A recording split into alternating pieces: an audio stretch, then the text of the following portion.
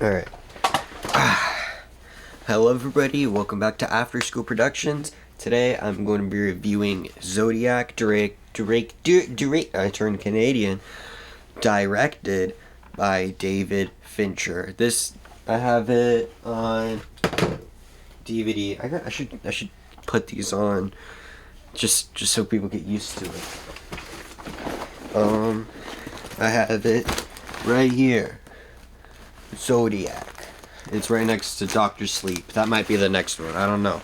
There's a lot of shit in here. But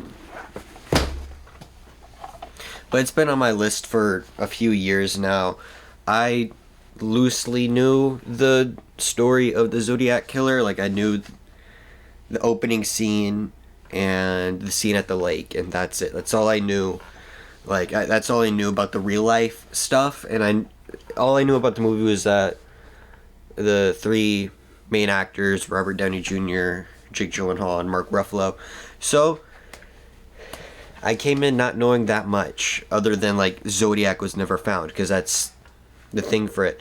Also, funny thing about this, I watched this Wednesday night, on a Wednesday night. It was like 1:30 in the morning when I went to bed. When I woke up, I had to go to work, and at work, one of the first things that happened, the phone was ringing, so I picked it up and like, hello? Hello? And for 15 seconds I heard like heavy breathing, and I was like,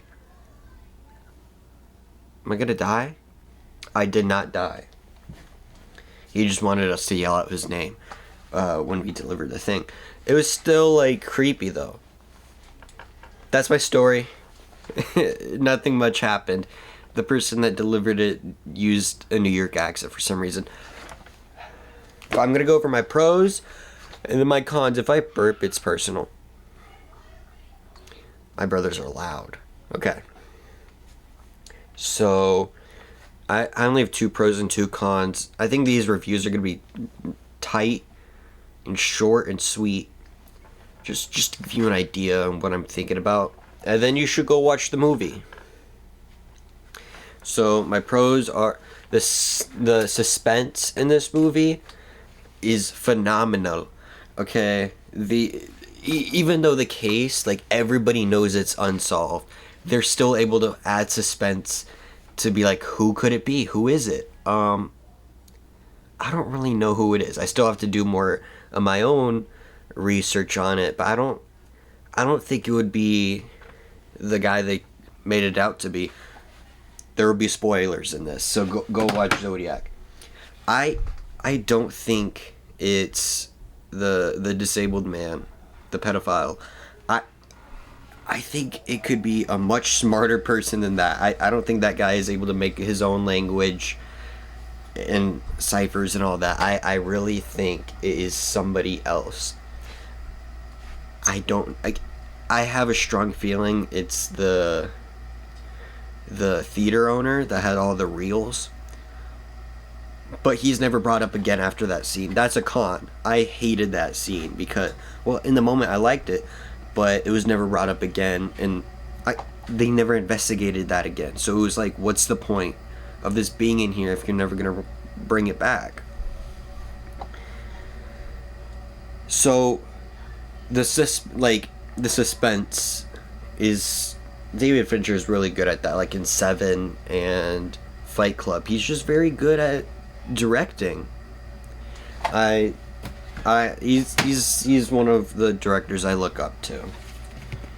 The other pro is that the acting and directing was great. I already talked about the directing.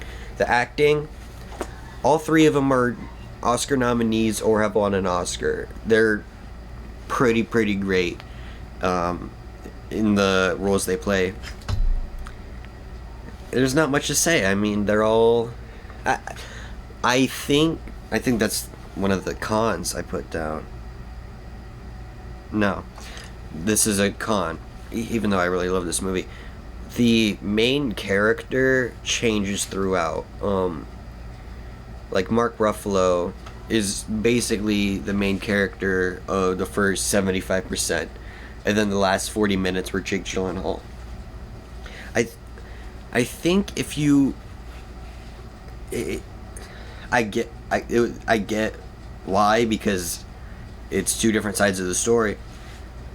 I just wish there was more of Jake Gyllenhaal, because it's pretty interesting, like a cartoonist point of view of everything that's going on. A cartoonist in the news, seeing all his coworkers and stuff.